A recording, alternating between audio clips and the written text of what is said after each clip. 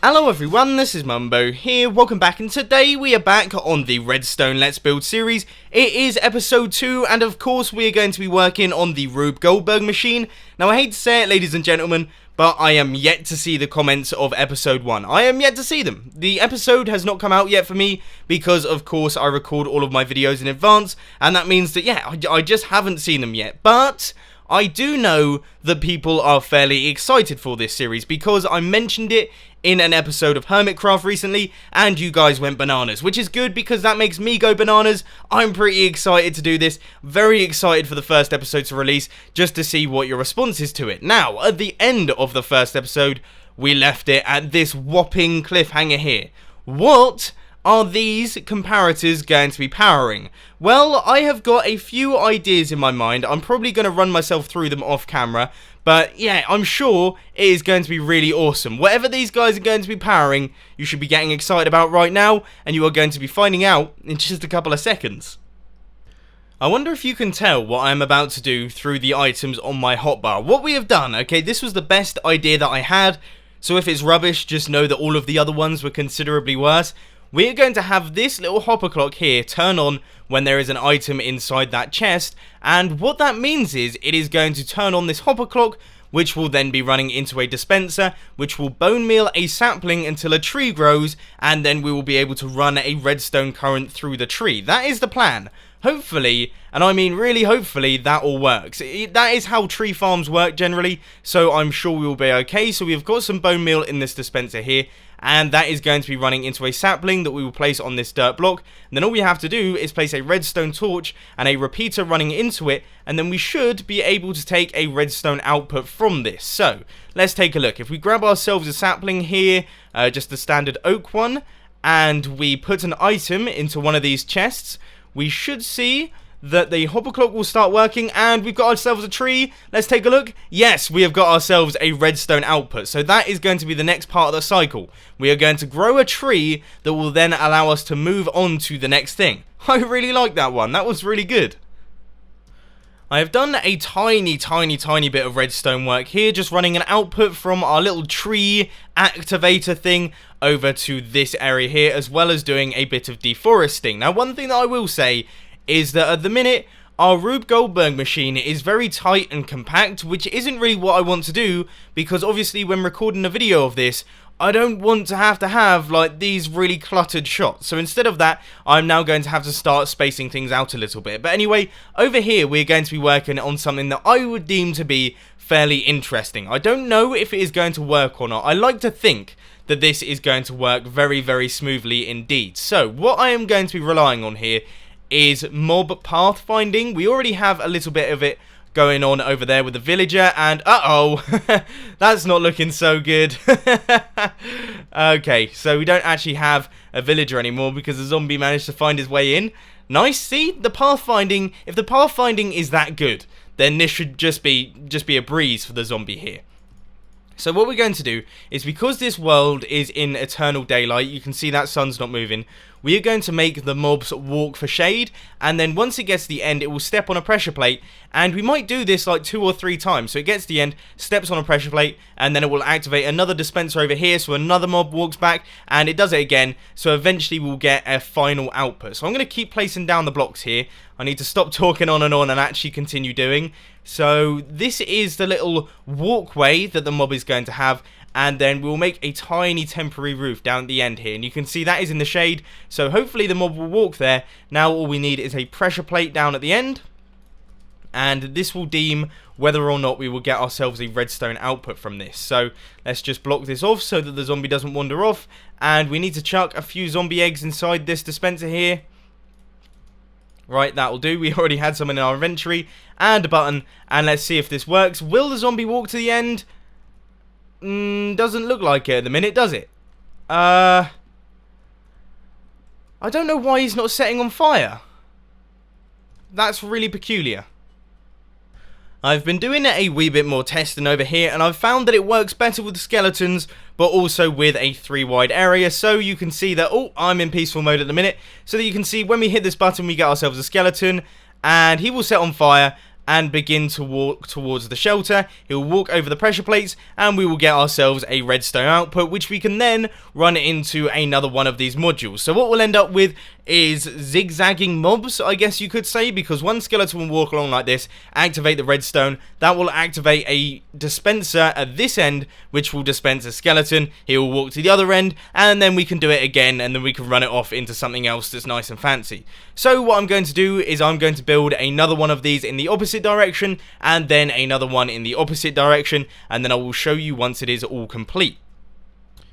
That was a tiny bit more complicated than I first imagined, and that is because we have now got an RS NOR latch. The reason that we have this is because when the skeleton walks across, obviously it walks over the pressure plates, we get ourselves a skeleton over here. But this skeleton tends to wander around a bit, and occasionally he will walk over the pressure plates again, which means we end up with another skeleton, and we just kept getting tons and tons of skeletons inside these areas, and it wasn't what we wanted. So instead we have added in this RS NOR latch down here, which basically stops that from happening. It sends the item up into this one so that we get one output, but then it can't do anything else from there without me pushing the item back down. But anyway, let's give it a quick tester here. We just hit this button, and you can see that once again I am in peaceful mode. We hit this button and the skeleton will spawn. He walks along, and hopefully that was weird. He should end up on the pressure plates. Skeleton spawns. He will walk along, go to the end, stand on the pressure plates, and then we get another skeleton. He will be set on fire, walk along,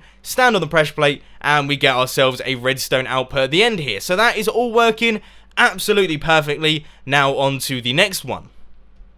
So the next thing that we have in line is an item elevator. Yes, this is something that I really wanted to get in the build, just because especially this type of one, it just looks really cool. This is the one by Test 137E29.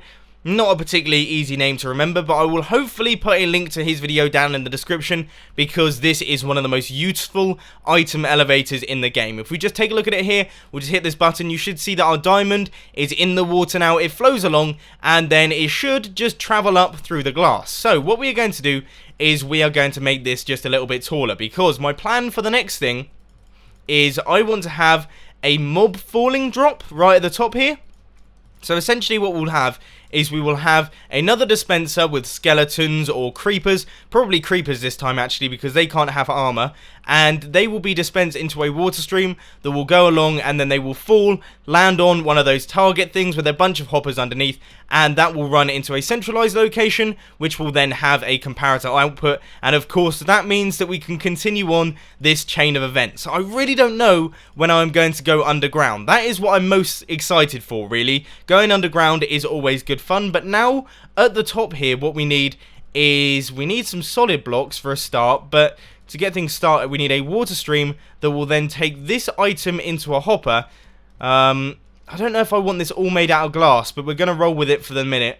So we'll have a hopper down here, and that will run into a chest. That is where all of these items are going to end up. So we've got our chest here, and then we have our hopper, and we will also add in our water stream, and then the item will run along like this, go into the hopper, and go into the chest as well. But then we also, of course, need a comparator running out of this chest, and that is going to power our dispenser, which will then dispense the mob, the creeper, whatever we're going to have up top. But first off, I think we should give this a very quick tester.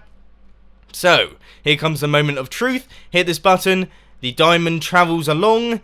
It should go up our item elevator. There we go, it is on its way up, and it should also end up in this chest at the end here, giving ourselves a comparator output. So now I'm going to run that into a dispenser, which will drop our creeper down onto a target, much like the one that we have over here, because I really like these things. I think they're a cool little detail.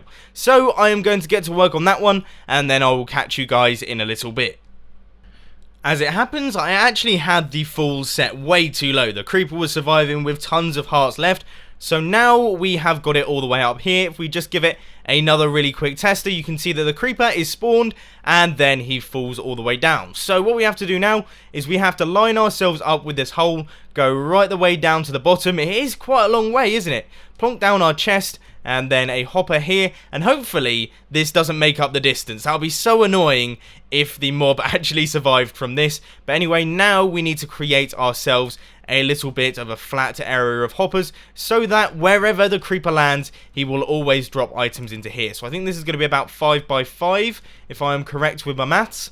And there is the creeper that survived. He's a lucky one. And then all we have to do is place down some carpets on the top. We're using carpets because obviously the items can easily get through those. There is no problems there. And then we need another set of carpets. And I hope this guy isn't going to blow up. He looks like he wants to blow, doesn't he? Alright, we'll just keep placing down our carpet willy-nilly. But yeah, we are almost done. So if we just give this another quick tester right up at the top, go all the way up here and spawn in our creeper, we should see that he falls and he dies. And then we should end up with a little bit of gunpowder in this chest. Oh, that's something that I hadn't thought of. Sometimes creepers and all other mobs don't actually drop an item. So we might need this to dispense a few more times just so we can increase the probability that it will actually drop an item. That's a bit annoying. Let's give it another go. Will he drop an item this time? If it's like quite rare, then we'll let it happen. Yeah, this time he dropped the item. I don't know. I'm going to do a little bit of testing here because ideally I don't want this little bit of chance going on because that could really mess up the whole chain. So yeah, I'm going to do a little bit of testing and we shall see what I can do.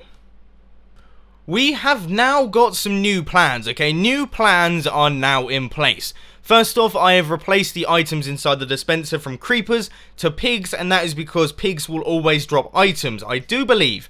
If not, I have increased the chance of it happening by adding in this second circuit. So if we chuck a couple of items into this water stream, you can see that we get 1 pig and then 2 pigs. They both fall in the middle of the target, drop in their items, and they all end up in the hopper. So to me, that looks like that is going to work. So we will take a comparator output from this chest. In fact, we won't take it from the chest.